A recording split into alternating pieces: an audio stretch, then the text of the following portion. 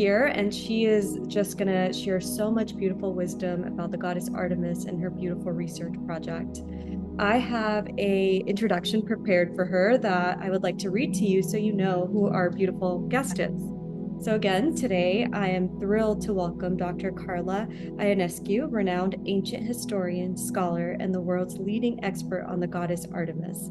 As founder of the Artemis Research Center, author of She Who Hunts and her newest release, She Who Endures, and the host of the Goddess Project podcast, which I've had, the pleasure of listening to on my drives. She has traveled the globe to sacred sites and temples, uncovering forgotten rituals, breathtaking histories, and the timeless power of the feminine divine. Known for bridging rigorous scholarship with spiritual insight, Dr. Ionescu brings ancient goddess wisdom to life in ways that inspire personal transformation, cultural understanding, and deep connection to the natural world. In our conversation, she'll share how the wisdom of Artemis can ignite inspiration, courage, resilience, and reconnection to our modern lives. And with that, please welcome the beautiful Dr. Carla Ionescu. Thank you so much for that. Yeah. Thank you so much, Raman. I'm so happy to be here. And of course, talk about Artemis. Yeah, same. I would just love for you to introduce yourself and just say hi to the viewers and let us know, because I just you just announced your second release. So you're releasing and launching a book. And so, yeah, tell us a little bit about what you're up to. Yeah, so my very first book, as you mentioned, so my name is Carla Ionescu, as you've also mentioned, and you said it really well. My very first book was She Who Hunts, and I was very excited when I first published this book because it's sort of an introduction to the Greek Artemis and a challenge to the traditional interpretations of her, and that was in 2022. And just this month, I published She Who Endures, the Cult and Iconography of Artemis of Ephesus, which you can get anywhere, but I do not yet have a hard copy in my hand, so I can't show you it. But I'm very excited that it's out there. This one is focused on Artemis of Ephesus and her connection to the Virgin Mary in Ephesus as well. And actually, this one is twice the size because I had a lot more to say. And I'm also building a course for the fall around that book on Artemis of Ephesus. I've taught courses on the Greek Artemis before. And actually, I'm teaching a short course for the Mythologium, the ISM, on Artemis cults. But I just felt like Artemis of Ephesus requires an in-depth study. Like, I think reading the book is great, but I feel like there's just so much more to discuss, and I really would love to discuss that with other people that are really enthusiastic about her as well, and the iconography and the cult and all of that. So so that'll be starting in October. So I'm very excited to focus in, on this laser. Yeah, it's gonna be a lot of fun. Yeah. This is like music to my ears because I love the research that you're doing. It just lights my soul and is kind of aligned with the goddess work that I've really tuned into. So I'm very interested in how you got into studying Artemis and the goddess. Like, where is your, I guess, academic lineage, and where are you coming from, and how did you get intrigued by this? It took me a little while to get to Artemis. When I went to university, I first went for psychology. I wanted to be a therapist.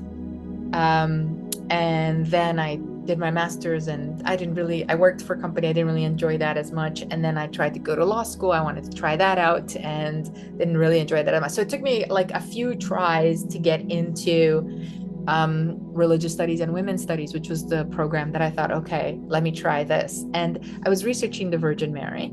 I grew up Catholic, and as I dug deeper into the worship of the Virgin Mary and moved sort of backwards in time, I kept bumping into Artemis, particularly Artemis of Ephesus. But then I thought to myself, well, I thought Artemis was a hunter goddess for the Greeks. What is she doing here in Ephesus in this totally different appearance? And I became super intrigued, and she became a part of my life in the sense that she started showing up everywhere, places I went where There should be no Artemis of Ephesus. There would be a statue. Someone would mention it. I remember going to New Jersey to visit my cousin, and she said to me, oh yeah, there's an Artemis of Ephesus, like a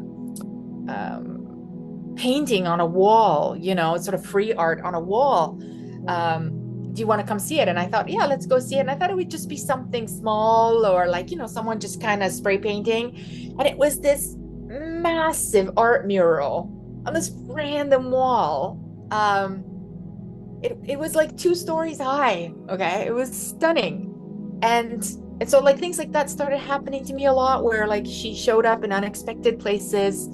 And so I kept seeing this as a sign to keep going on the journey. And so I did my dissertation PhD on Artemis of Ephesus and her connection with the Virgin Mary. And the second book grows out of that research, because I finished my PhD in 2016.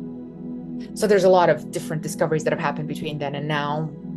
So it took me a lot longer to write. And yes, I'm very, very excited about this book. Yeah. That's beautiful, especially the synchronicities that it seems like that kept guiding you back to her, almost like the goddess drawing you to her. Exactly. Cover me, please. Right? So it's like years of work. And I'm curious, like so with research, right? Like it's a lot about like finding things and writing about them. Does that really excite you? Like how did you bring the research together, and put it into that academic framework, which is kind of intense. Yeah. So that took a little while, to be fair. There was a lot of obstacles / challenges and support. There was a lot of support. In fact, I dedicate this book, Who Endures, to my PhD mentor, Barry Wilson, who really like helped me fight for the research. He really believed in the research. Mm-hmm. But I had a very large committee of about 6 people. Well, 3 people very closely, and then 6 people in the different tests, sometimes 7. And shaping that research requires a certain amount of academic rigor. So I had to stay very, very far away from anything spiritual. In fact, there were numerous books. You have to do 2 tests. You have to do a test, which is called a comp test, which you propose 100 books, and then you're supposed to read them, and then you get tested on them, okay, for like 4 hours or whatever. Sometimes I think it was a whole day. I can't remember. But before you get to the test, you start reading, you have to propose the books. And so when you propose the books, your committee comes back and says, oh, this book or not this book or whatever. So that was one of the hurdles, where a lot of my committee were like, oh, this book is too old. Oh, this book is too goddess centered. I barely got Gimbutas on there. And that's because she's an academic. I was not allowed to have any books that are not written by academics. I mean, that's just a given. So there was a lot of rigor. And then there's another test, the second one, that's called the specialized test, in which you do 50 different books that are more specialized. And then again, you do the same process. You put them out to your committee, and then you spend months going over the list to get it approved. So things like that forced me into a very rigorous academic frame of mind. And perhaps that's why it took me so long to write this book, because I'm still using academic sources. It is an academic book, but maybe just a little more personalized, because I am an academic and I did a lot of the research.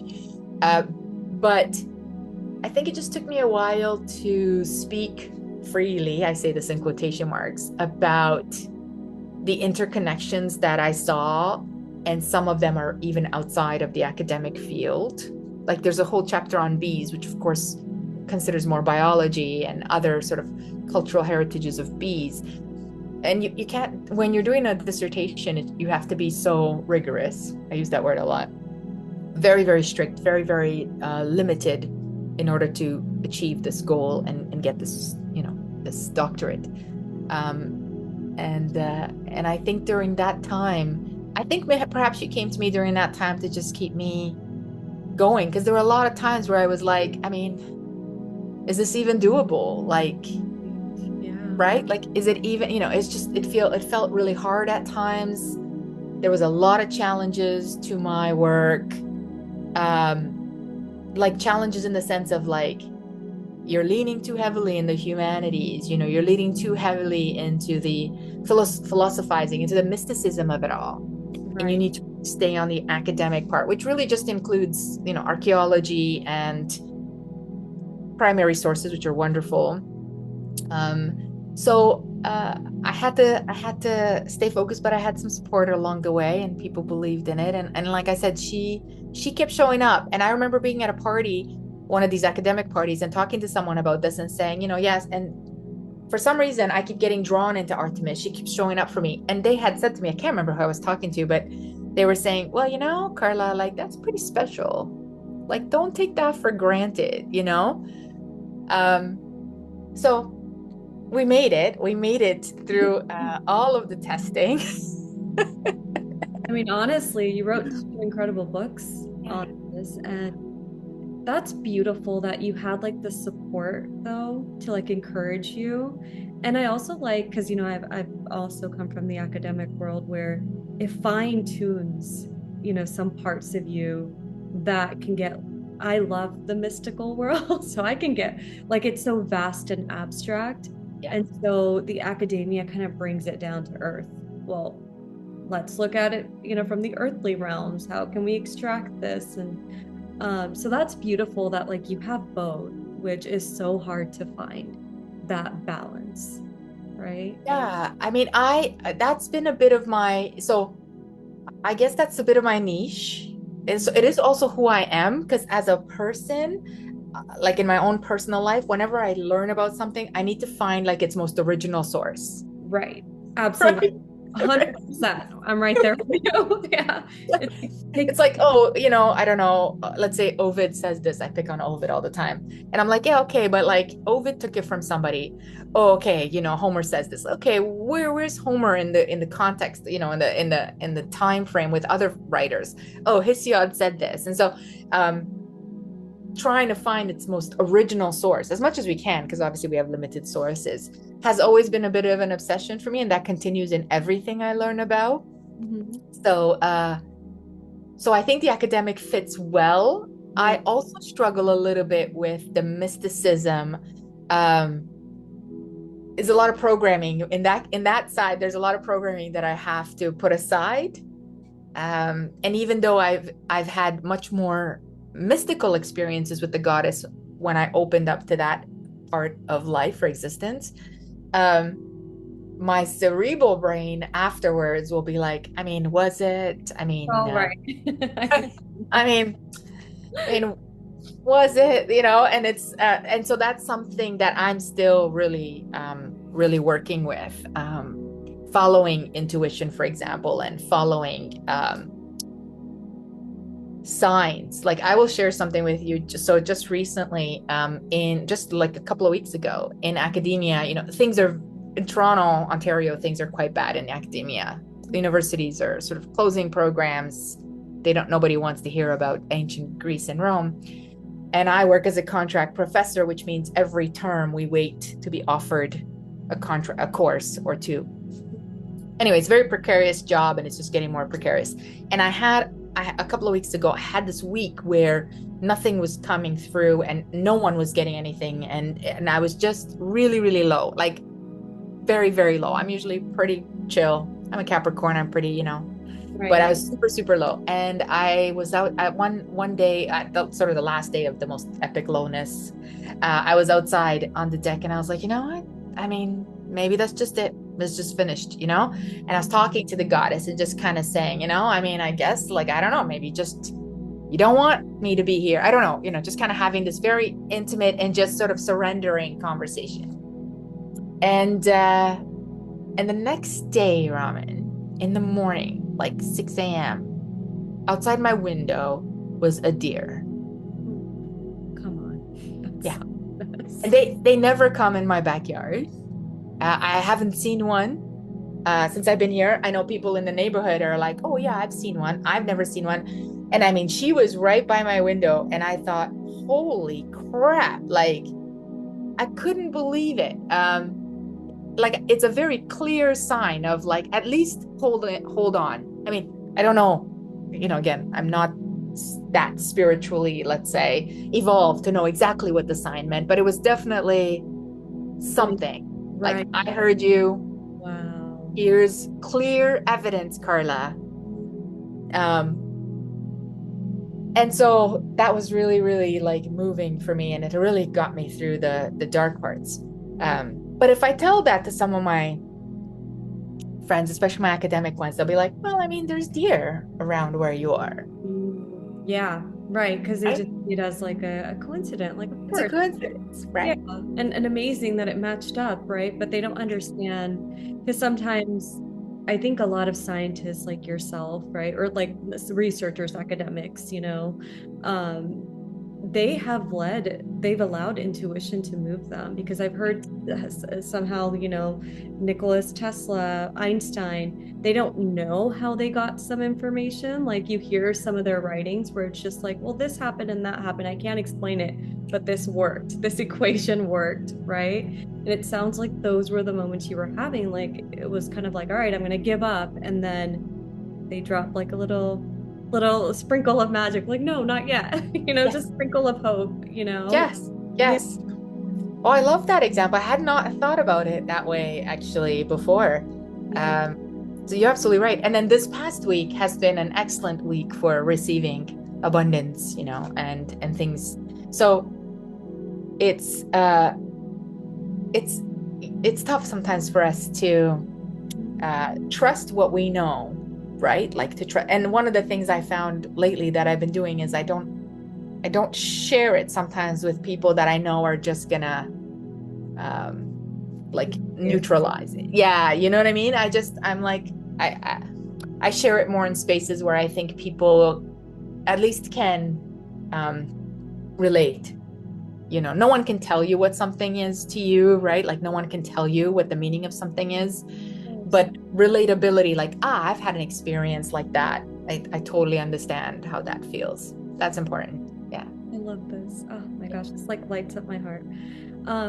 So next I want to kind of like get into Artemis, the heart of Artemis. Like what, now we know that she's called to you. So when that calling is happening and then it's paired with the academia and you're just kind of like treading that line.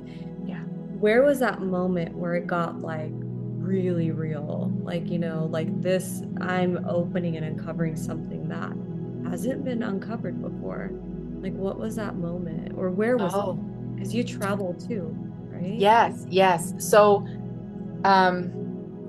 I think the relationship built gradually, but I think that's just by the nature of who I am, in the sense of I am slower to come to the commitment. Although in a sense I was committed obviously throughout the entire dissertation period and continued with the research. So I think Artemis, although she's a very tough goddess, she's a hard goddess sometimes to connect to, because she's just so independent and so sovereign in her being and so confident. And so for me, I really admired her strength at first. It was something like I can hold on to in the days when things were really, and I guess continues to be something I can hold on to in the days when things are very soft. Her toughness helps me to be like, okay, things will work out. It'll be all right, At the same time, she's a really soft goddess, because she's also the goddess of children and pregnant women, and of course the goddess of animals. And so there's a lot of so there's the potential for softness and nurturing and caring has always been within her. And so I find her to be the perfect blend of a divine being. And so that really connects me emotionally to her. Right. Academically, I think because she had been ignored for so long by classic scholars, and by ignored, I mean she was sort of pushed to the side as Apollo's twin sister and just a young maiden, this virgin goddess that's just hunting in the wood, frolicking in the wood, and that's it. And when I initially did my research, clearly you could see that there's multi-layers to her. And I started having this thought, like you said, I had this thought, I think, inspired by Pausanias, because he travels throughout ancient Greece. And I always thought, wow, he's like the first travel vlogger. And wouldn't it be amazing to travel in his footsteps? But this was a thought, I didn't even think it could be a reality. Wow. And after I published the book and after people started, reaching out to me, I met my travel partner, Sandra, who also enjoyed traveling and taking pictures and archaeology. And we over conversations, we came up with this idea of perhaps traveling to Greece. And I had thought, let's go see some temples. Let's create maybe a map. And slowly, I think the thing that I always wanted but never dared to dream would be a possibility became a reality. Because once I was like, well, we're going to go to the temples, let's create a map. Oh, you know what? There's so many temples that are not on the map. Oh, we got to go see some of these things. So it really was alignment. Like it really was synchronicities, things coming together. And once we went on our first expedition, which was last spring, because we try to do 2 a year, although this year is probably, we're not going to go in October, but it was just magic. Like you just go to the temple, there's no one there, you're taking pictures, you're taking photographs, you're videoing for people who maybe can't come to the temple so that you can post that and share it with people. And posting that felt right, the feedback was right, the whole thing just felt like this is what the goddess wants. And I found myself sort of promising her that I would continue this work and like speaking to her about all the ways that people need to know about her, and it felt like divine guidance. It continues to feel like divine guidance. And now it's also a bit of an obsession, to be honest, like a stubbornness, like I need to get this map done. It's doable. It might take me 5 years. I don't know, because Greece is big. And then we're going to go to Sicily because there's lots of temples to Artemis Diana there. And then Turkey, of course, we went once, but we have to go again. And so as we're doing this mapping, I'm realizing like, oh my God, there are even more temples than I ever thought that there would be. Wow. There are temples that I didn't have access to in my PhD research because either the archaeology notes are not online, or they're not in English, or they're not even in Greek. Some of them are like Finnish and other countries that have done archaeological work in Greece, or maybe they're from the 1920s and the records never made it. But when you go to a local museum, you will see an Artemis statue from a temple that you're like, oh, I never knew there was a temple around here. And then the museum curators are like, oh yeah, there's this temple. And then you go dig for that research. And so you're kind of like on this journey adventure, right? Yeah, it sounds so fun. No wonder you did, like it's like, of course, then I also get to enjoy Sicily and Greece. That's right. But it seems like there's just like a deep weaving that happens, like as you're studying, something pops up, then you go, something pops up, you explore opportunities as you're moving along. And I kind of wanted to go back to like who is Artemis and kind of defining her for the viewers. I know who Artemis is, but I love the way you describe her in the book.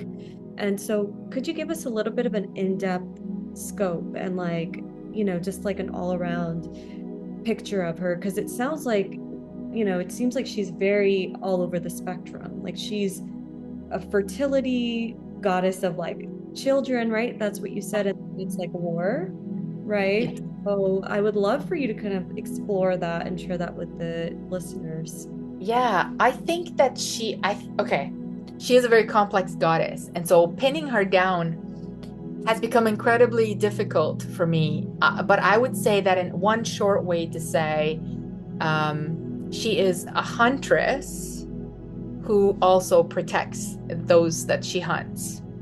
And I think that that's one of those. I get a lot of these questions about, Carla, how can you reconcile the fact that this is a goddess who protects animals and protects children, and yet mythologically she hunts, she kills, and she even kills children. She certainly kills Niobe's daughters in revenge for her mother.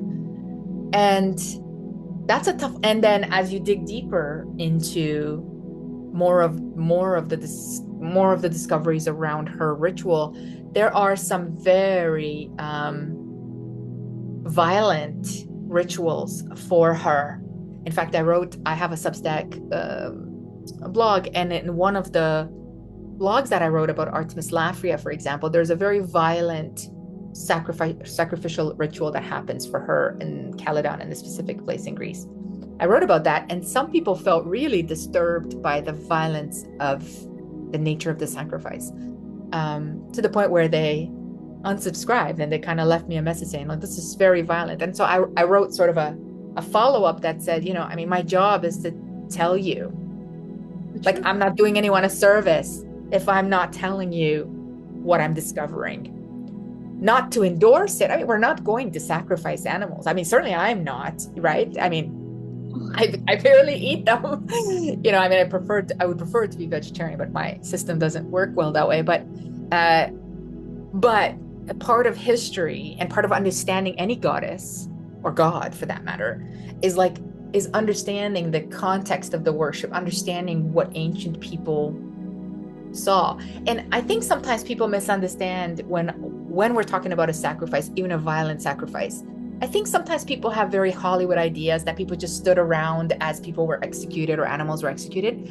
I'd like to think that ancient people were disturbed, that they were perhaps felt sometimes sick, or perhaps they felt, I don't know, let's use the word disturbed. I think that's a good overall word, but we don't know what they felt, but certainly this was part of the dedication that they felt this goddess required in order for their own protection and their own livelihood, and for them to understand the liminal spaces between life and death, blood and food, all of these sort of liminal conscious and unconscious layers. And so I don't think that ancient people, even in some of the violent sacrifices, like, had a party about it. Do you know what I mean? I think that there were a lot. For example, there's a temple to her in Lycusura where she is worshipped alongside with Demeter and Persephone. And this is another place where the sacrifices were quite violent, but everyone wears a mask. And there's a performance, a very silent performance, sort of a mysteries cult aspect of it. And so there's this deep psychological aspect to these practices that I find fascinating, right? I mean, we're not going to be duplicating them, but in order to understand the spirituality of ancient people, we have to face even the ugly truths of their, and so for Artemis, to me, I don't find it difficult to reconcile her kindness, she is the goddess of childbirth. So we're told that she assists women in childbirth. We're told that she protects children. And there's many mythologies in which she protects children, many of her stories. We're told that she protects the environment, that even though she hunts deer, for example, deer are her favored animal. So sometimes somebody will hunt her favorite deer or a deer in the wrong way, and she'll get pissed off and kill the hunter. So those are her protective aspects that include all of that. She's the goddess of marriage, for example, and transition.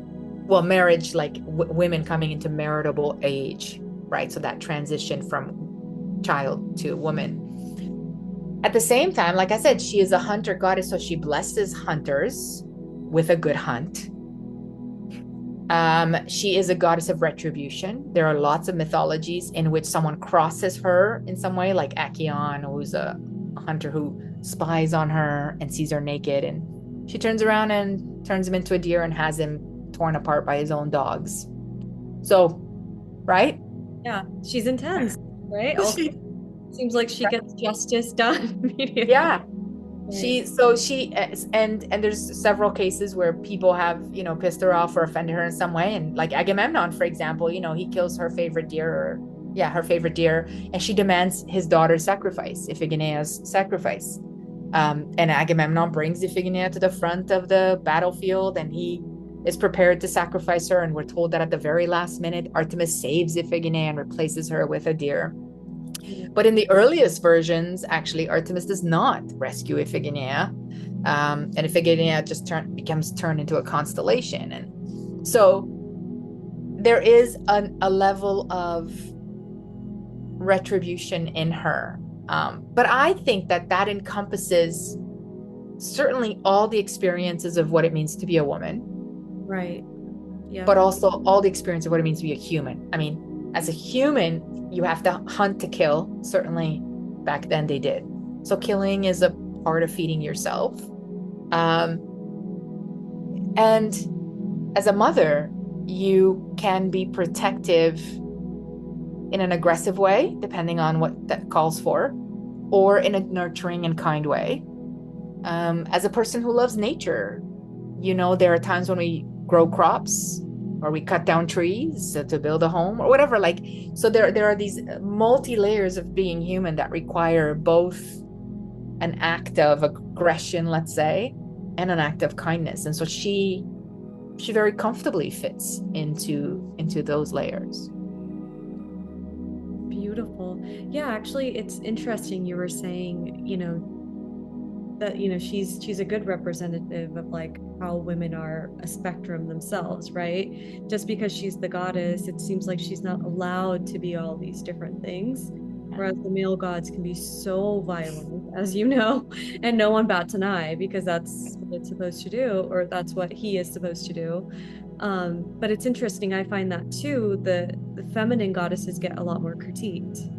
Yes. About these things, and I think that just shows human psyche too, or just societal norms and constructs of how the divine feminine is viewed. I guess my one question that popped up is like mythology versus things that actually happen, because you know how stories are written to be like examples, right? Because I see personally spiritual texts and religious texts as like kind of like manuals sometimes given to people of like, don't be a good human, don't be a terrible human type of thing. And so is it mythology, or are these things her devotees believe have actually happened? So I'm curious about that. That's a good question. I would say that the ancients, let's say the ancient Greeks, in this, if we're talking about the Greek Artemis, but even in Ephesus, the Ephesians, I would say that their belief in the stories of the goddess, and that goes probably for all the gods, are as real to them as the beliefs today of any religious person. So I would say that we can't really speak for them, but it seems to me that they certainly were very vigilant about practicing the right rituals at the right times, in the right way, however that was for them, so that the goddess is pleased. And that, again, that goes for all the gods, that the goddess is pleased, that the crops are growing, that the children are safe. So in the same way that people have faith today in stories that are written in modern religion, and sometimes fight and kill each other over those stories, the ancients had the same real faith. I mean, they wouldn't have killed each other over religion. I mean, religious war is sort of a new thing. They killed each other over other things like territory and, greed. That's an old one. But they would have, I think they would have taken it as seriously, in the sense of their belief would have been as real. And so it's hard to, academically speaking, there's obviously no evidence that any of the mythology that we know about took place as a real thing. That Artemis was born on the island of Delos with her brother Apollo, that Leto got there. So there's no physical evidence that the mythologies are real. But I would argue that of many sacred texts, that is, right? Like in India, it's like that. There's so many stories about so many gods. And if we think a monotheism, Judeo-Christianity, Islam, people tend to lean into that heavier as a reality. But again, these are stories that are written by other people about these sacred people.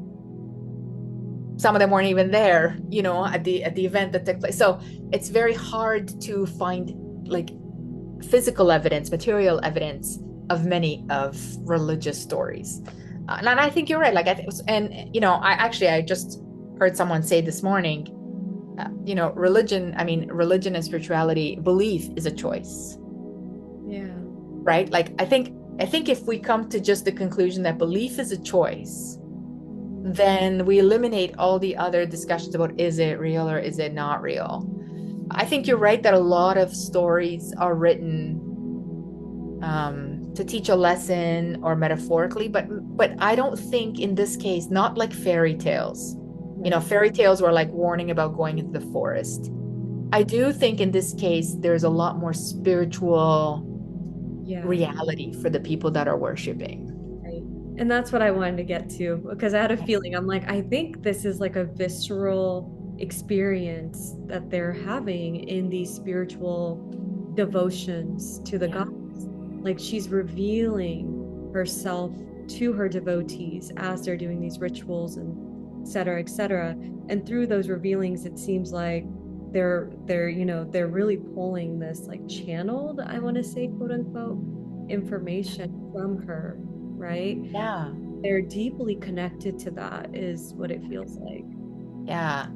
And they, I think they have the same faith in the god as modern humans do, in the sense, like, lots of people, lots of devotees leave Artemis, and they do this for other gods and goddesses too, a lot of their own personal belongings, either in thank you for something, in protection for something, never mind the sacrifices that are brought up to the temple and then shared. And so there is this personal relationship that they must have felt in the same way, I guess, that people feel today personally with their god, that they must have felt that this is a negotiation in a way, like, I'm offering you whatever it is in exchange for hopefully protection and hopefully guidance and hopefully etc.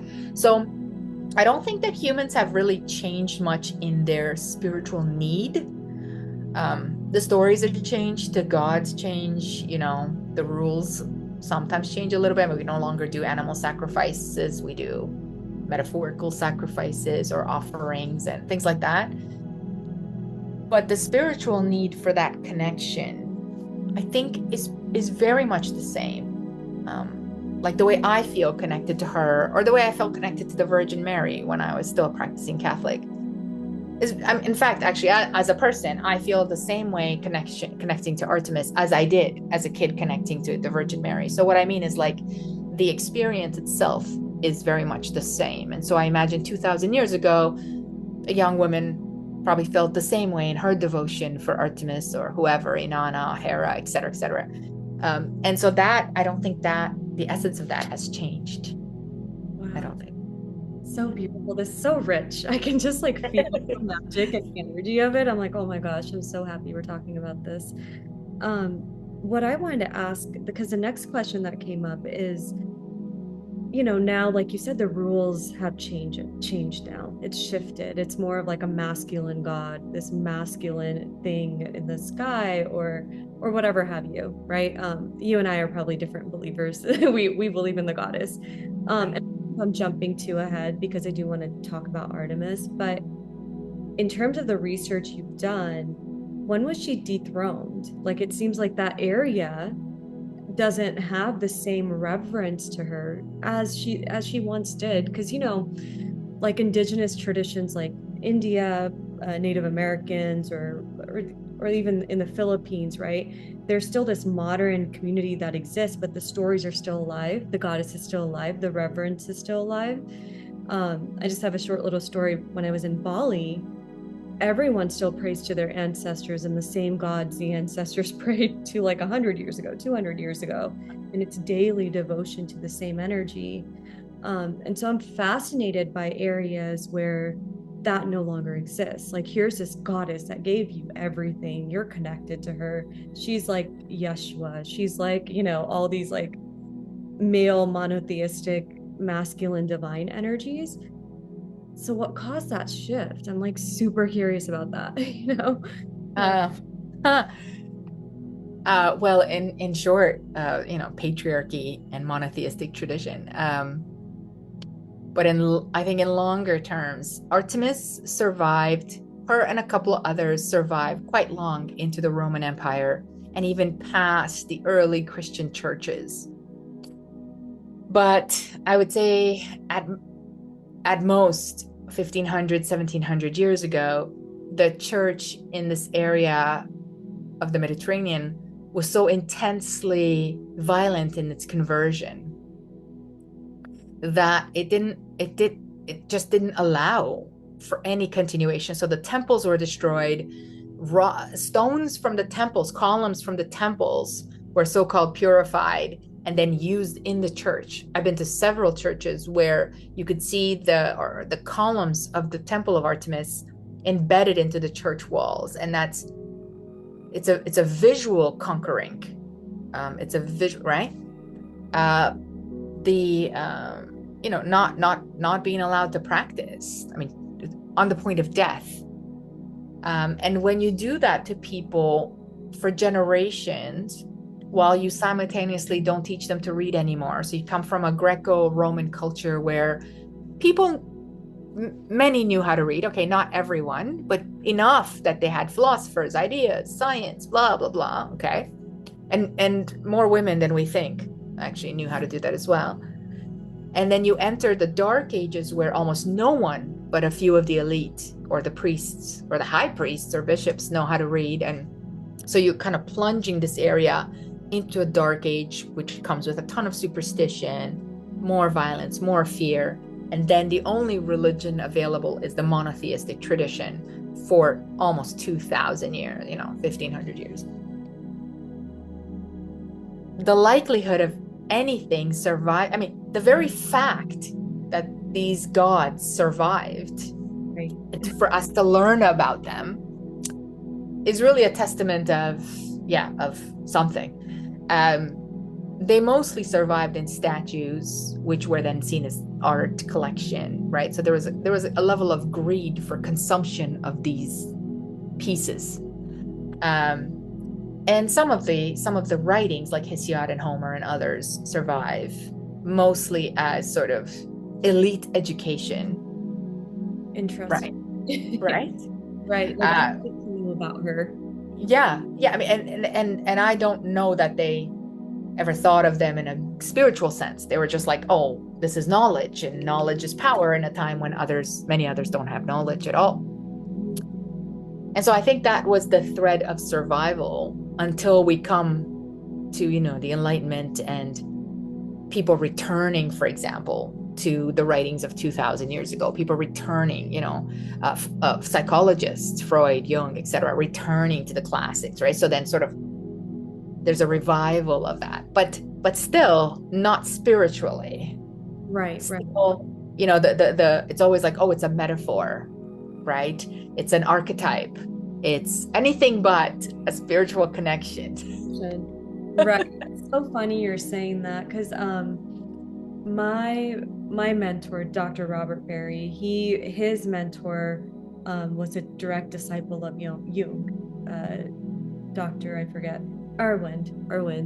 And he said that he's like, Jung would mention anything but God. Like, he was mentioning all the spirituality, everything he's practiced. And my mentor's mentor was from India, and he's like, I knew he was talking about Indian spirituality there because he's going to India to do this research and to really dive into those spiritual practices. But somehow he was saying that his mentor, Jung would tell him that it takes away from, people getting interested in it academically, because they would write him off. Yes. Yeah. And I mean, that's been the story for several hundred years, if not longer, that these spiritualities survived as fairy tales. Suddenly the word myth becomes a lie, right? Like Mythbusters, that show, right? Or like, trying to prove a myth. And the word myth, of course, in Greek is just story.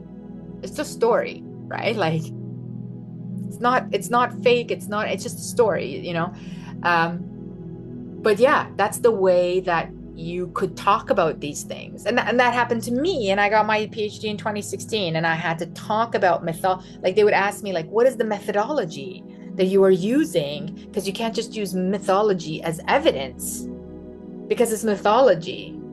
And so my argument was always, well, but it's a mythology that everyone was experiencing. So I'm trying to talk about what does that mean, but they're like, yeah, but it's mythology, so you need something else. You need a methodology, you need a framework, you need to define how you're using mythology here in an academic sense. And so you're twisting and you're pulling mythology to try and make it academic, and so but it is the way that people allow you to step into these so-called academic elite spaces, like a PhD room, to get approved. Like, you have 6-8 people at the end of 7 years of work who are now going to decide whether or not your work worth something. Yeah.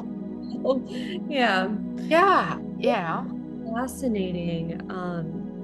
Because I think the missing piece is the spiritual piece in the academia part of it. When we are studying these things, it's a huge missing piece. And when you study the feminine, you can't help but explore the mysticism, right? Like, you're talking about these feminine archetypes. They're so spiritual by nature, so it's just such a disservice, but that's neither here nor there. But and that's what I'm doing now, which is reclaiming that way.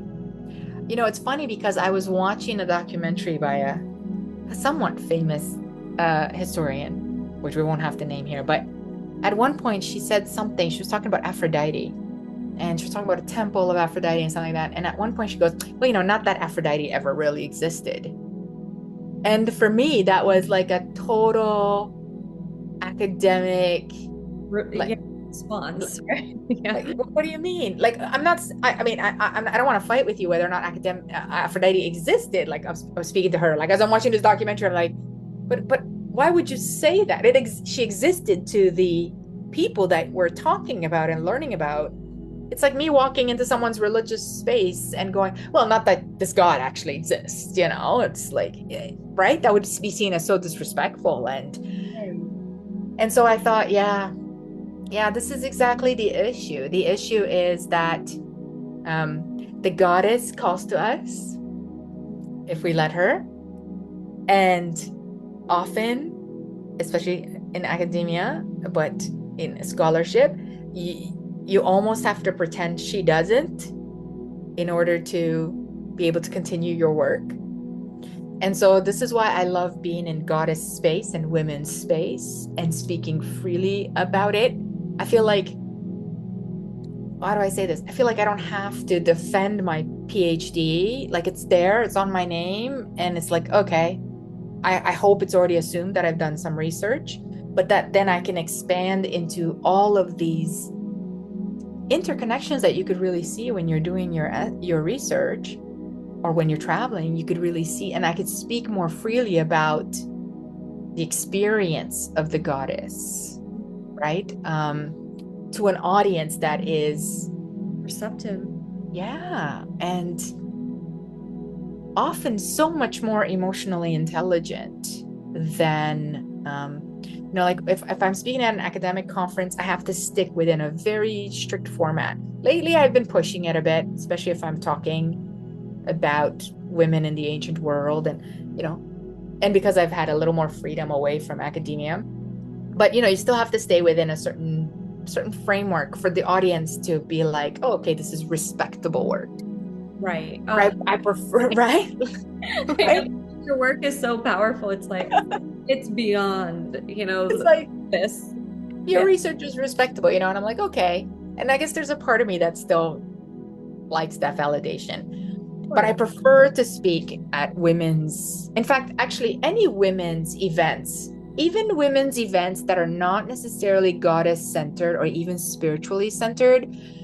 I've spoken at a few that are more about sort of women's empowerment, women in business, women, whatever, but where you can bring in ancient historical, communal experiences of women. How did women build community? How did they network? How did they organize temple festivals? How do they, and in that way, that's a foundation for a lot of women's work, even into the corporate world today, right? It sort of inspires, because as women, we are trapped in the patriarchy, right? Like, even if you're an independent boss woman, you're under patriarchy. Oh yeah. Right? You're constantly trying Right? to, Right? but yeah, it's really hard.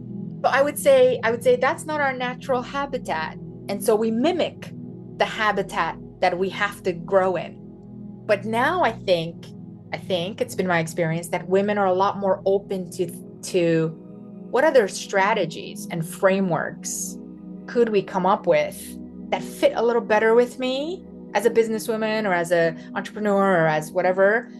And I think ancient women's work, and the way that they had community and the way that they built and organized structures is really a great place to start to look for inspiration for those things, right? And so it's very exciting to see that starting to happen. Wow.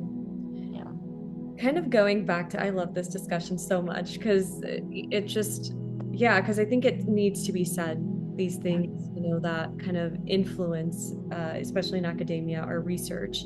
And it's so beautiful that you're still putting your foot down and not letting magic and the goddess be stripped away from you, or like stripped bare from her je ne sais quoi. Like, we don't know what that is, but it's there, right? That power, it's just there.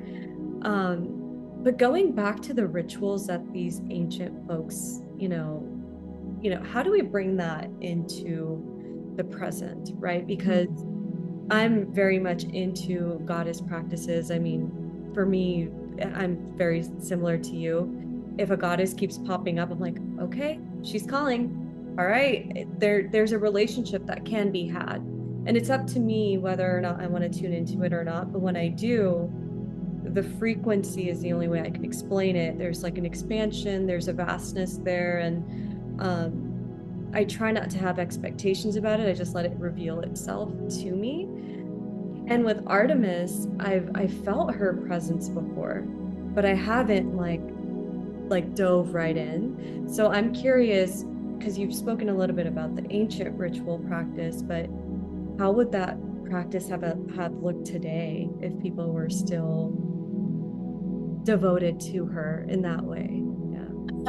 Well, there are people, for example, in Greece, because Greece last year, 2024, had legislation that allowed for the practice of other religions other than Greek Orthodox in 2024. But okay, at least the doors are open. So there were a lot of pagan communities who were underground, polytheistic pagan communities who were practicing the old ways, but they were hidden. And so they've actually had to face this challenge about, well, we don't want to be sacrificing animals or doing some of this stuff. How do we practice? And that's both communally and individually. And so I think the consensus seems to be that the offerings must still be done, but what you are offering may be, or should be, non-killed, though that doesn't make sense. Like, you don't have to kill something, right? Right. So a lot of people have moved into what were some of her favorite things. So for example, she loves honey. She loves honey cake. Lots of the goddess do that. Gifts and incense. And so it's very much, in a way, a transformation, a transition, trying to fit, almost like a bit of a puzzle, trying to fit the old ways, songs, prayers, poems, things like that, which we can now still say, but without the bloody sacrifice, for example. So what would replace that? And I think a lot of that is personal. What do you think is equivalent to, and actually I think one of the things we don't talk about is that ancient gods, whoever they are, whatever culture they're from, have also come forward with us, right? Like, I like to think that the gods have evolved or changed. Maybe evolution is the wrong word, but the gods have changed in the same way that we have changed. So maybe they don't want a deer sacrifice anymore. Like, maybe they sat around and watched us sacrifice, I don't know, goats, and went, okay, well, that's where a human species are right now. Thank you for the goat. Thank you. Okay. And then now, right? And then now they might be like, Oh, thank you for baking that thing for me. That's wonderful. Right? I love that. It's like, they're evolving with us. They've survived all of that to be who they are today. And I think the way you worship, it seems like a deity changes with the times too, is what you're saying. Yeah. Right? Like different living conditions would warrant different practices because the conditions were so harsh. The seasons were probably so harsh. Back in those ancient times, it required that harshness of life to be able Yeah. to with something like that, right? Yeah. And also like a goat was a regular thing that you raised. And also you ate that goat. Like I think a lot of people don't realize that whatever was sacrificed on the altar, only a part of it went to the gods and the rest everybody had a barbecue. I didn't. Right? Yeah. Yeah. That just like Right? clicked, but yeah, you're right. Yeah. Yeah. And like ancient people, certainly in Greece, didn't really eat meat without taking it to the temple first and offering certain parts.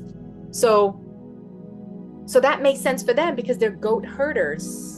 And even today, they're goat herders, let's be honest, many of them. But so that was something that's valuable that you offered, but then you also ate and shared with your family and the community. So I think about that today. Like today, not all of us raise goats or like raise animals to eat, but you may, I don't know, you may have a hobby. You may be an artist, or you may be I don't know, a baker, or you may be whatever. So whatever's precious to you, you are offering. And I mean, the gods are intelligent beings, whoever they are, whichever gods you believe in. So they can understand that the value of the thing you are offering is equal to the value that was offered, I don't know, 2000 years ago. And so I think that's the relationship. Like I sometimes go for a walk and I pick flowers and I have a little thing and I offer those flowers to Artemis. I'm not saying that's like the greatest value gift, but I just like it. Makes me feel good. It looks pretty. I think she likes it. And then there are, different times of the year when you may offer something that you bake or something that or incense or a prayer or different poems. But I think overall it's the gods have evolved with us or have grown and changed with us. And so they have an understanding of what you're offering and what's in your heart as you're offering it, right? So you don't have to go kill something. Yeah. Wow, right? this is so relevant. I didn't know. We didn't really discuss what we would talk about today because right. Even natural. And now I see why we're so in alignment with so many different things. And I love exploring that. I have two questions that are popping up. One, do you feel personally and maybe even academically in your own spiritual belief that the goddess is, we all know in our spiritual circles, we talk about this, that the divine feminine is rising again. She's being remembered. I got this download near Easter that like within Iana, like she has risen again, right? Like, so she's rising and she was the first one who was risen. I feel like even before Christ, when you go back in time, right? So I'm just curious to hear about your beliefs on that of like, do you think the goddess, especially with your work and how she's kind of pulling you to her, that she's really wanting this to emerge so we can have a holistic view of the goddess and be able to use her as a roadmap? Yeah, absolutely. I think it's been a while in the works for a while, right. But even in the last 5 years, for example, the goddess has become on trend, and some people come to me and they're like, oh, Carla, what do you think about witch talk? Or what do you think about this and that? Or goddess talk or whatever on TikTok, right? Or sort of trendy goddess things. And to me, I think right now we are at a time where there's an explosion of curiosity and experimentation because we've been kept in the dark for so long. And so just like a baby, when you're born out of the womb and out of the darkness, although the womb is a lot more comforting than the last 2000 years of patriarchy. So true. Right? You're young. You make mistakes, you're learning. And so I'm not opposed without hurting each other, right? Like obviously that's a caveat, but I'm not opposed with people experimenting. I am a big fan of doing a little bit of research because obviously I'm a historian. And so for myself, I wouldn't follow something without reading about what we know at least about it and then making a decision of what feels right and what doesn't. But I do think that it is an unstoppable phenomenon what's happening, particularly for women, but across the board of humanity. Because lots of men are feeling called to the goddess. There's lots of men all the time talking to me about Artemis. And lots of men, and like all humans, used to worship. So yes, there were times and temples for women, and there were festivals just for women. But a lot of the temples, for example, were built by men. A lot of the funding for that was done by men because men also honored the goddess. So it's not unnatural for them. It's very natural for them, right? Building the temples. That's beautiful. Just that reminder feels good to. Yeah, like that was what they offered, right? Like, hey, I'm a sculptor. I will sculpt the goddess. Hey, I'm a stonemason, or I don't know, whatever it is. And so I think it will come natural for all humans when as the goddess is returning. I do think that there is this old framework that's still trying to hold on and trying to pretend that that's not happening. But Wanting to. Yeah. Oh, let's go back to the old ways. And sometimes I laugh and I go, yeah, let's go back real old. Right. Like, don't tell me 1950s. Let's try 3,000 years ago. Let's go to the Bronze Age a little bit. So, and I don't think we'll ever be able to replicate that, but learning about it and letting it inspire us in building whatever comes next, which I think it will be matri focus and goddess focus, but I don't know how long that change will take, because change sometimes takes quite a long time. But yeah, I think that it's already like a moving train. It is already yeah. Yeah, I felt that too. Because, for me, I've also been on this path for like about 15 years now. And I remember when the goddess first came to me in a very real way, because I grew up in the goddess culture, and it fascinated me to see there's a Kali, and there's a Lakshmi, and there's beauty, and then there's chaos and ugliness of life. And she's all of it. The goddess was all of it. She's actually more feared than the gods in the traditions that I grew up in. But I think when she consciously came to me as like a real visceral force that I could work with, I'm like, whoa, like this exists in this way, where it's like there's no, because you feel it, but the more you dive into, like you did probably your research, it just uncovers more and more and more, right? And going back to like, the goddess emerging now, do you think that the men who are coming to you now too, which is it's so beautiful, you're saying like, they've built the temples, they connect to Artemis because Artemis holds that scope of life, right? Because she's a huntress. That's something masculine can relate to, I think, as well.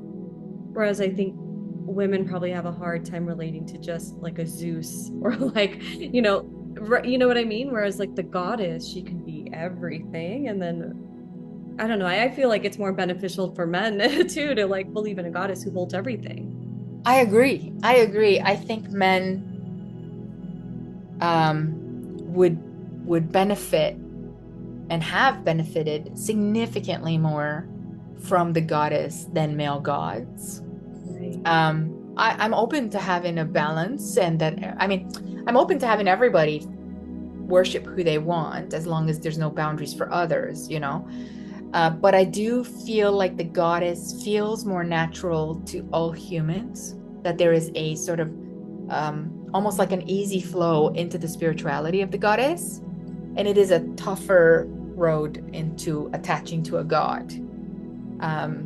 And that seems to be the psychology. I'm not an expert on masculine psychology, but it seems to me that something about Artemis certainly calls to the men. A combination, I think you're right, of the fact that she's a huntress, but also there's a fierce independence about her and a loyalty about her that I think they enjoy. And then there's a lot of men, especially around Artemis of Ephesus, because she appears to be a much more nurturing goddess, more like a great mother, although she's technically not a mother. She never has offspring. Several men have said to me, you know, I feel like Artemis of Ephesus feels like they lean more into the mothering, the nurturing aspect of her. And again, you know, there's no right or wrong way to worship her. I think if she's calling you, you know it. Right, exactly. Yeah. Right. So in some instances, it's not like you're going and looking for her. You can set an intention, right? But as we know too, like the goddess reveals herself. And I think that's something we can also share with the listeners is, you know, this isn't something you have to force yourself into. Like she comes, she'll let you know. That's how much I know. That's like, right. She lets you know of like how she wants you to connect with her. And then it's just a natural weaving that happens. Is there anything else about Artemis you would like for us to know, for the viewers to know? Because I know you do so much deep temple research, and I'm like just blown away by that too. Because when I go into the spiritual side of it, I know certain earth vortexes hold very powerful energy. So I am curious about when you step foot on those like portals of Artemis, like how does that feel? Like, do you feel her like moving through you in those spaces? Yeah, that's a great question.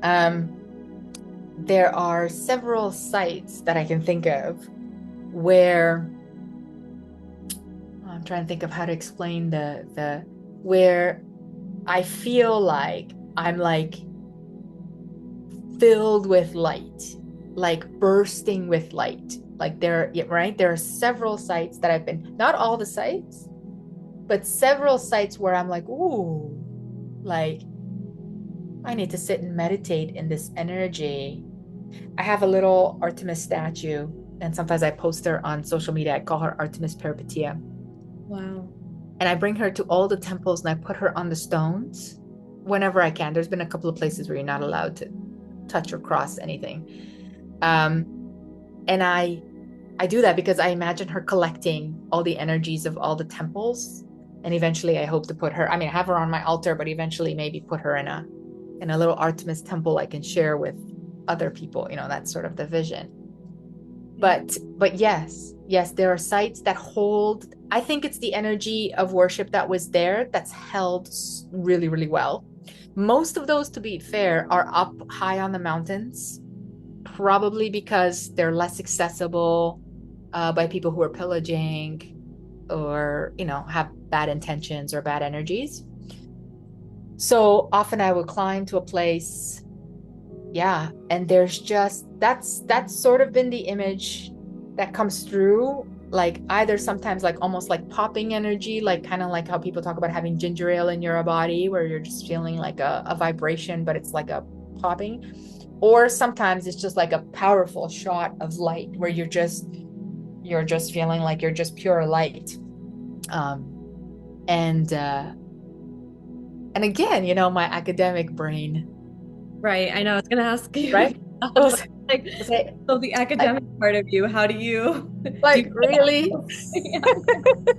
Yeah. Does it, I mean, I can't stop the programming. I mean, I'm working on shedding some of it, but part of the work is like you can't stop it coming in. So I just let that thought go. And what I've learned to do is when I feel those energies at different sites, I just sit in it and I bask in it. I sometimes call it meditating, but really all I'm doing is just like basking. Yeah. Yeah. I know. Yeah. I know exactly that feeling, right? When you just hit that pocket and you're like, I can't move now. I just need to take this in.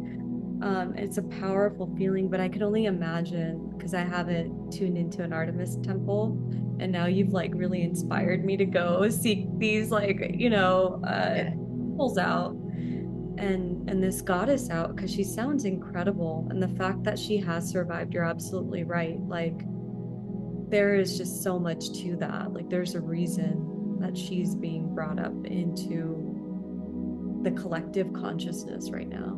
Yeah, I think so. And that's one of the reasons why I do the map on Google Map for now. People ask me all the time about creating a digital map, and I would love to create an interactive map eventually, although I'm not quite that tech savvy. I'll need some help with that. But right now it's on Google Maps, because one of the things that I want people to do is I want them to be in Greece or Turkey or wherever they are, pull up their Google Map, and like if they saved my Artemis Temple Map, right, it'll come up and it will show them what's nearby. And then I want them to be able to go visit that, right?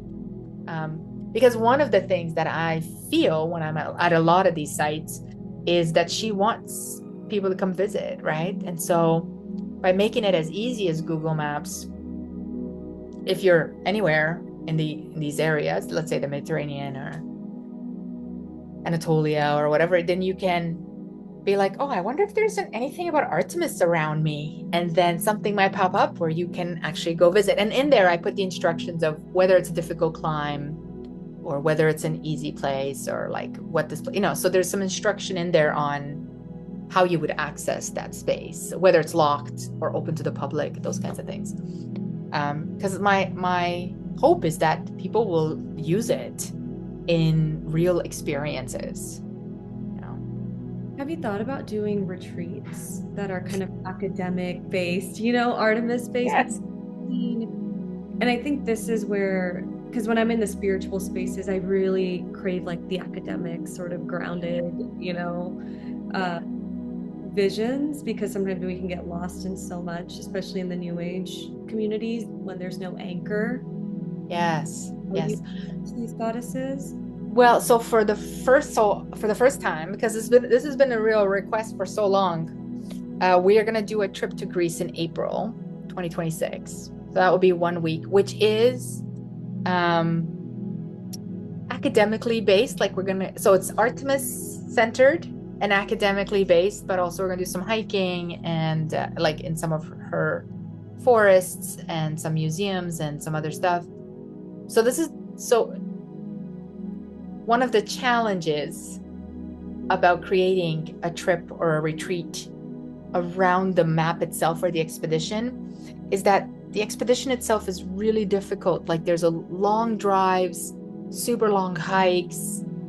And so when you're taking people, especially initially, you want to offer them a little bit of a variety. Like not everyone is like an obsessed explorer that has to see 5 temples in one day and drive 20 hours, So that's not as realistic, but I've been working on this I have a partner that's helping me organize it so that people get a taste of a couple of her temples, some museums, some forest spaces. We're going to also do archery, so you get the physical sort of experience of that, and a couple of other fun things. So I hope that that's a good introduction to the goddess without it being overly exhausting or, too much time spent in the car, driving, to all these places. And so it feels like it's very experiential. Yes. Yeah. So you feel the goddess, and you also have time to reflect, which when I'm on the expedition, because I only have so much time, because it's also quite expensive, right? And I'm funded all by myself. Yeah, I can only imagine. So it's like, oh, we have this 3 weeks. Oh, let's pack. And that's not fun if you're doing that with a group of people. So we're going to try this week at the end of April. And I'm very excited because I love everything we're doing, and it's all Artemis themed. So I'm very, very excited. And I think that people joining us are interested in both academia, because that's how it's shaped, and spirituality and environment. Right. Yeah. Beautiful.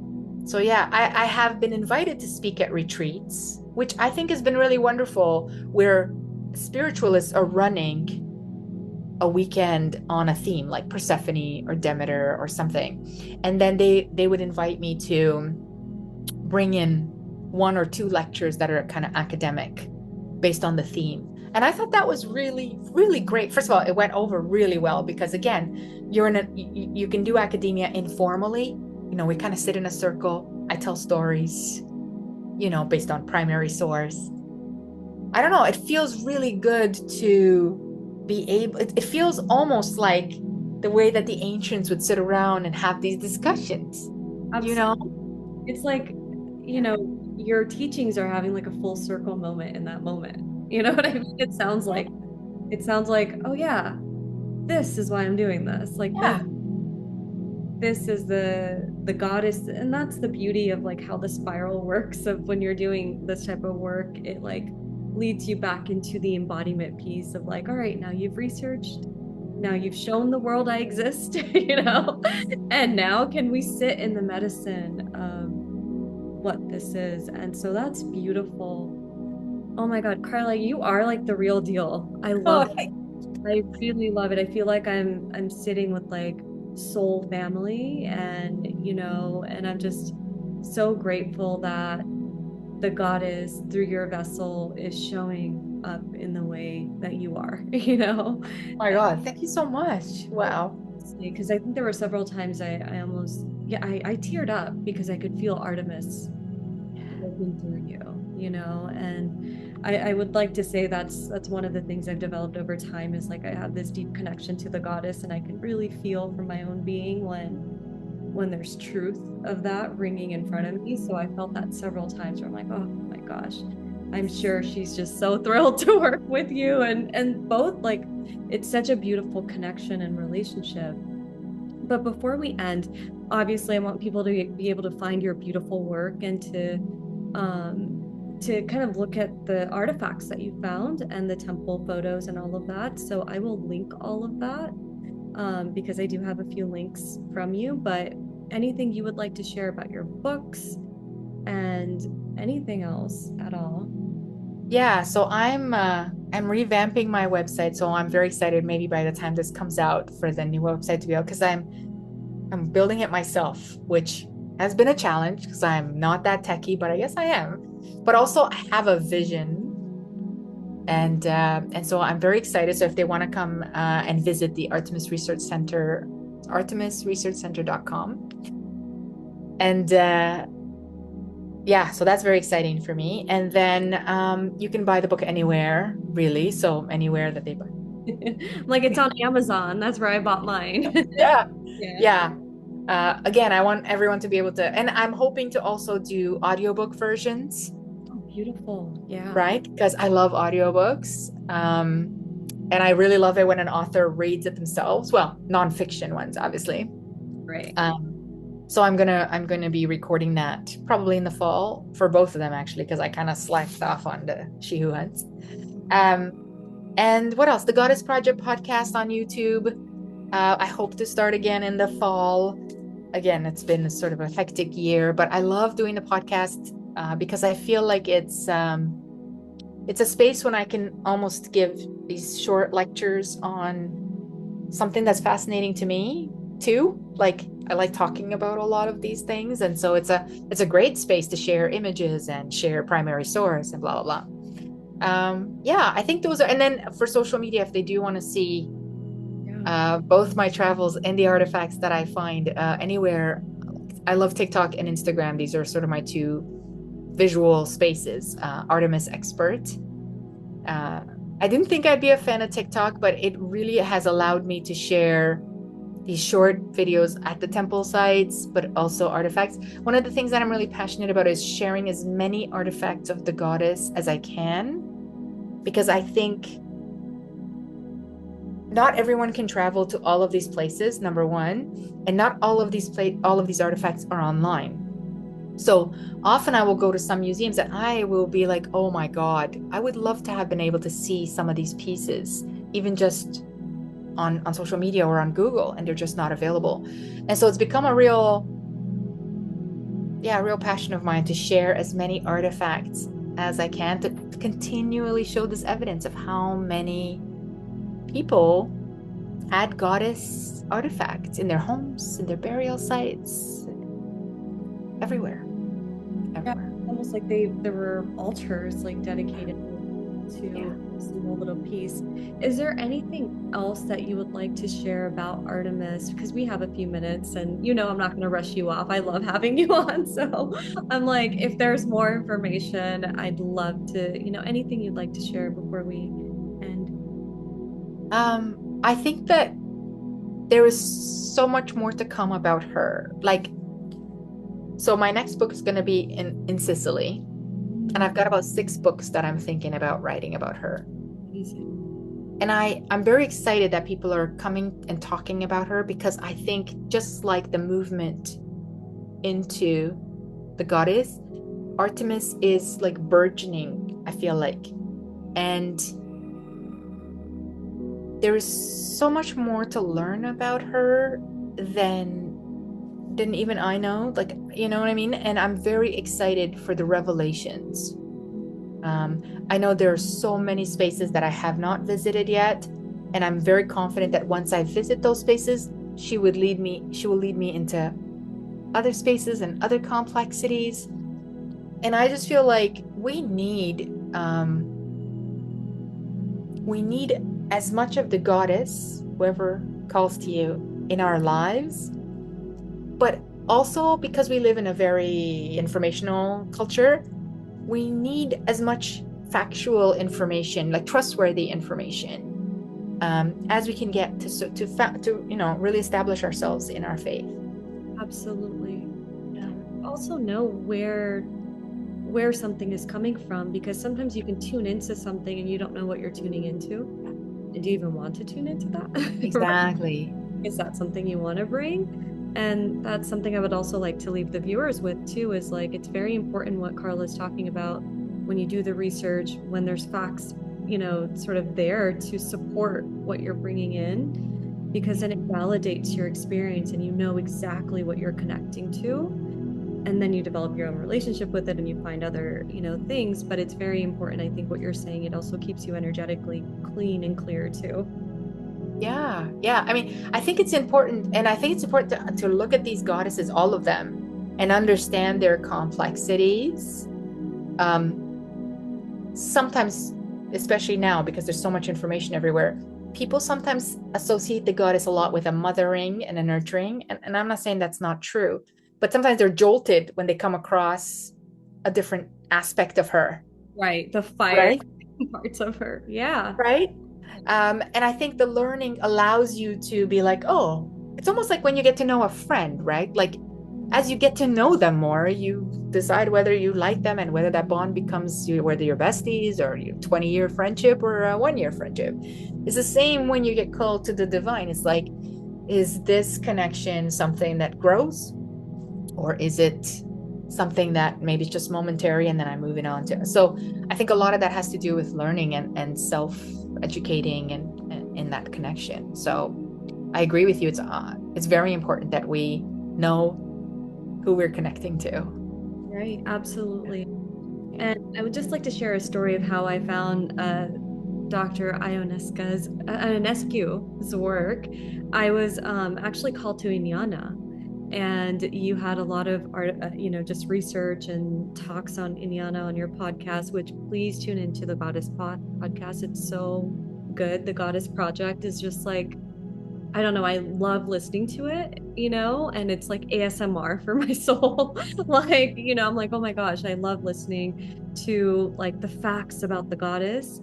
And I think I told Carla about this. I was, driving to a retreat I was doing where I was going to talk about the goddess Inyana, and I got so many downloads just from you speaking, right? So even like as you're talking about Artemis, she's in my space now, and I'm like, okay, well, I'm going to develop that relationship. And I love the example you've used as, like the friend example of like, you're building a connection with her, right? You're building a connection with these goddesses. So when something comes into your space, keep following that, right? And keep building. And if it scares you, what do you recommend to people who do kind of bump into like the scarier aspects? Yeah, that happens a lot with Artemis and with Hecate too. Yeah. I get a lot of that. I once went to a retreat where the leaders were saying, oh, we worked with Artemis previously, but it was the hardest retreat we ever did. Like, she was such a hard goddess. And I thought sometimes, I'm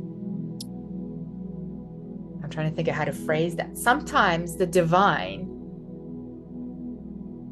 is a little tougher, is I don't want to say real in a way, but it's kind of like nature. When you think about nature can sometimes appear cruel and can sometimes appear miraculously kind.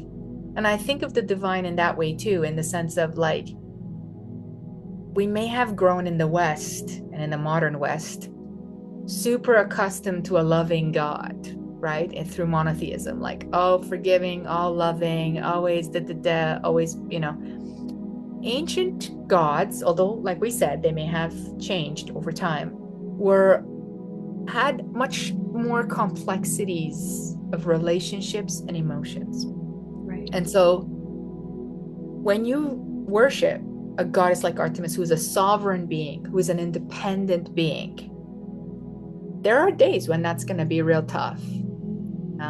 There are days when I'm hiked to a place and I can't find anything. In fact, this last expedition, the first week was so tough.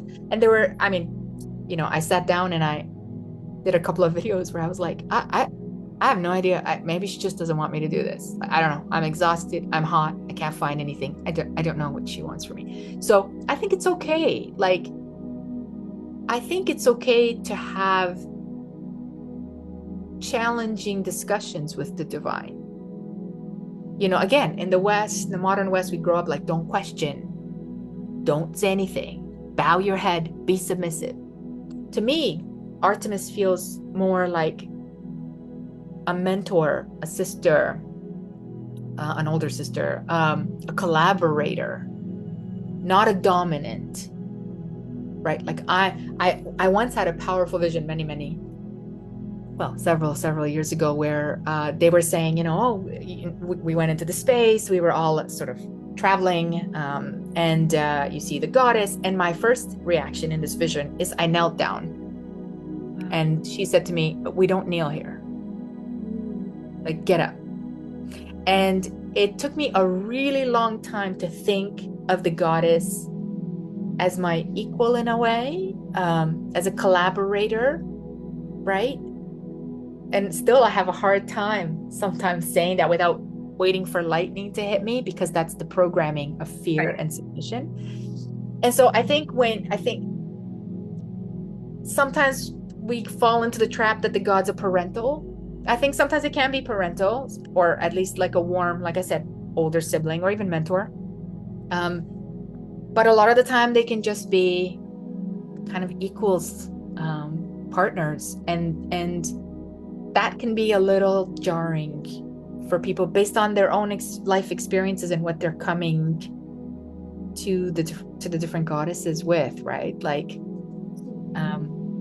yeah. And I agree with you. I think it could also be upbringing too, right? Because we're used to certain, like you're saying, certain ways of connecting to source. Yeah.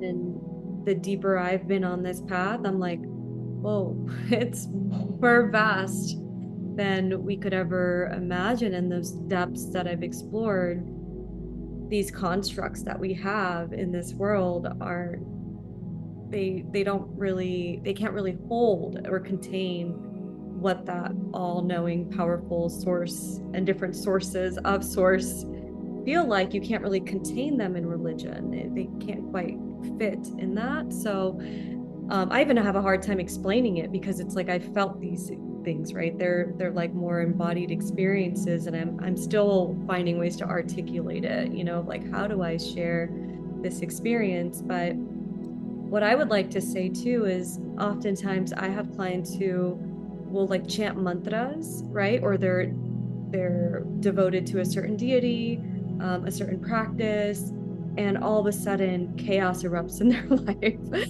And it's like, well, this happened and that happened. I got really sick and blah, blah, blah. And it's just like, sometimes our mind can't grasp it, right? Like what's happening, but it's like the magic working through you. And that's up to you to either back off, like you're saying, like, is this a friendship I want to continue? Or is this something I need to like wean off of, or it's not right for me. I need to stick to this. So it's like choose your player sort of, Yes. Yes. And in the ancient world, I don't think that they carried a lot of that guilt and fear because they didn't have to devote themselves to one. Exactly. And they didn't think of the god. They gave the gods lots of human characteristics. And so if a god is angry or if a god is in a bad mood, that was okay. It was where I think for us in the modern world, even if we're not monotheists, there's so much I don't know, in the ether that it feels jarring if the god is not really, what we expect and or what we come to believe. So, but the ancients didn't really have that problem, and in fact, ancient gods certainly really loved like cunning heroes. They sometimes loved people that were not very nice or favored different characteristics. So that's part of the context that I think is important for us to learn, is that it's not just the gods, but the people and those relationships that were different. And we are just starting to learn some of that. We're kind of coming out of some of those dark ages. And so we need to shed all the stuff that they actually never had to begin with. And so, yeah. Could you also say because they were more connected to nature, like they understood the nature of reality more? Yeah. I know this weather can't hate me, it's just a part of what it is. We live it's violent. It's a part of what this thing is. There's a black hole that exists, there's a birth that exists, and then there are flowers and these beautiful, harmonious structures, and maybe we're disconnected from that. What do you think? Yeah, I absolutely think so. I mean, I think for a long time we've been sold this idea that, for example, the Greeks gave Zeus lightning because they didn't understand lightning or they feared lightning. And then I think to myself, well, I live in a place where there was just lightning and forest fires a couple of days ago, and everyone was terrified of lightning, even though we so-called scientifically understand it. And lots of people were sending out prayers to their gods that the lightning doesn't come down. So what I'm saying is, like, you can understand a phenomenon in nature and still worship a divine. And you know what I mean? Like, it doesn't mean you don't have to be ignorant of the phenomenon in order to worship the divine. And so I think that the nature itself allowed people to be a little more, I don't want to say realistic. That sounds maybe a bit harsh, but yeah, you're right. It wasn't personal. Maybe that's the right way to put it, because I think a lot of people go into nature now and go, I love nature. And all of a sudden they're eaten by a bear, Right. And they're like, but I don't understand. I love nature. Where I think the ancients didn't have even that framework at all. Like, right? Like Nature to relax, they were just like, yeah, there was deeper connection to the rhythms of life, right? We just don't have that, because one of the things I've studied too is these different, like in Bali, each jungle you go to or each village you go to, there's a different tribe celebrating a different spirit of that jungle that will protect them from that, right? Because they know nature exists, but they're like, well, there's this deity in the forest who will protect us from the rain, who will protect us from like the bear or like the big cats in the jungle. And so I always find that fascinating. It's like they understood the natural rhythms of nature, and they still used prayer, right? And they used all these things because they maybe understood that deeper connection to spirit was like a relationship that could shift reality in some way. Collaborators in this thing called life. And I think that's what Artemis comes in too, of like, she's a huge collaborator and an ally to us in this journey. And I'm so happy that you're researching her. I mean, I think this podcast is going to be longer than an hour and 30 minutes, but I wouldn't expect any less. I mean, I love your work and the way you put your heart and your soul into it. Thank you so much. Thank you. And any last words for humanity, for whoever might be listening, because we are going through a little bit of a birth canal. It seems like a birthing space to something new. We're hoping it's the matriarchy and like the equal of the patriarchy and matriarchy. Maybe it's an equal. So any last few words for people who might be struggling right now? Oh, oh, I know, is that big? Is that big? that's tough. Yeah. I, as a historian, so studying the cycles of history, I have no doubt that at some point things will get better. And I actually have no doubt that the return is to the goddess. But I don't want to say that in a naive way, in the sense of it may take us some work and it may take us some pain, just like a birth canal. And the old ways are really holding, they're dying and they're holding on to that death grip. But I think that is, as long as we answer the call, if we feel called to the goddess, we answer the call and we keep moving forward, there's no doubt in my mind things will get better. That's just the cycle of nature and history, so things will get better. That was so medicine for the soul again. Thank you so much, Carla. You're such a beauty, and I'm just so grateful to know you. And I can't wait to have you on in the future if you're open to it. And to have, Absolutely. because today we didn't get to talk about Inyana, but maybe we can do that in the future.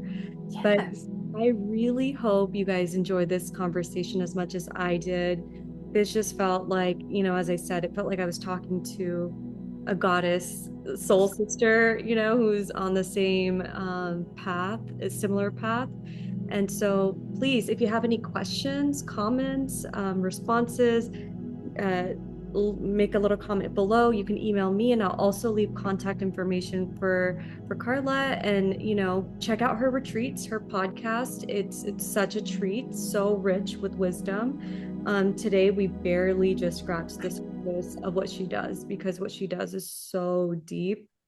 So please check out her work, and I'm so grateful for you guys checking into this podcast and really getting into who Artemis is and who Dr. Carla Ionescu is. And so please enjoy, and I will see you guys next time. Thank you, Doctor. Thank you. Thank you.